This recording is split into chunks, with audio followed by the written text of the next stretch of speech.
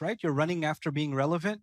The issue is, the thing that human beings forget is we're so busy trying to be relevant to another human being.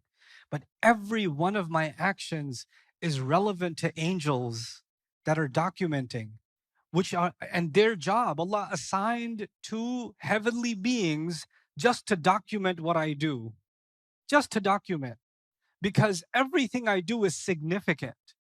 This is also a record. This is also a powerful heavenly record. And this record is not being made for no reason. Sometimes records are kept like security footage and nobody ever plays it again, and they erase the footage because they have to make room for the next week's recordings. You understand? So the backup files get erased. In fact, something as important as financial documents, banks, many banks, at least in America, a lot of banks do this. They record your bank statements, right? But after 5 years, they start erasing the old ones because you're not using them. So they have a certain window, and after that, the archive is gone. It's irrelevant. Some people have a really hard time finding like their old medical records and their birth certificate and all this stuff because the paperwork used to be different back then or whatever, right? So human beings, the older the record gets, the harder it is to get back. But these angels are being described as constantly documenting every single thing that you and I do, which actually puts us and everything we do, whether somebody's watching or not, is extremely relevant, extremely purposeful, being documented.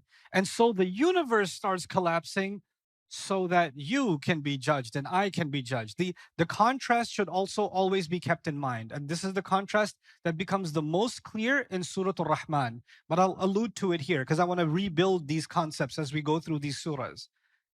The thing is, Allah created the universe in order. He created the universe in balance. وَوَضَعَ الْمِيزَانِ.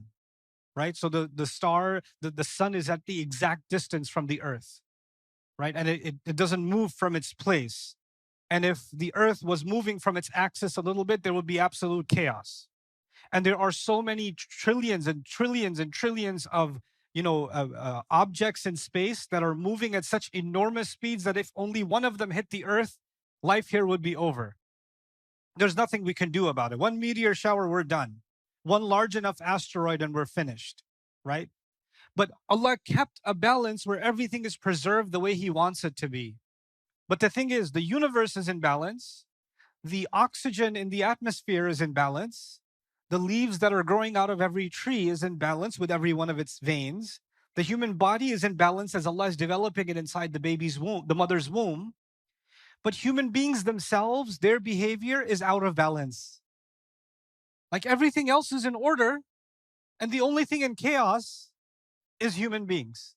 Allah gave them a way to be in balance also, but they violate that balance. So the point, the summary again is the universe has balance, and the only one who doesn't have balance is who? Us. Yeah? And then a day is coming where everything else loses its balance. The universe will lose its balance. يَوْمَ تَمُورُ السَّمَاءُ مَوْرًا وَتَسِيرُ الْجِبَالُ سَيْرًا. Everything is collapsing. And that's the day where my and your life will be put into balance. Our chaos is over. Now we are going to be balanced. So it's actually, so long as the universe is in balance, we're being given time to get our life in order. But once that starts falling apart, then whether you like it or not, everything will come to be balanced. That's Yawmuddin. So there's this beautiful contrast between these two kinds of balance that Allah highlights in different surahs, including Surah At-Tur. Okay. So now, يَوْمَ يُدَعُّونَ إِلَى نَارِ جَهَنَّمَ دَعَى. They were being pushed towards the fire of Jahannam, towards the fire, this valley of horror. All of a sudden, in the next ayah, Allah says, هَذِهِ النَّارَ الَّتِي كُنْتُمْ بِهَا تُكَذِّبُونَ. This is the fire that you used to call a lie. The first thing I want you to note here is they are being pushed to something, to something, to something. And when they get there, this is your destination. The word this is not used for something that is far. It is used for something that is near. So it's the imagery is that now you have reached the destination.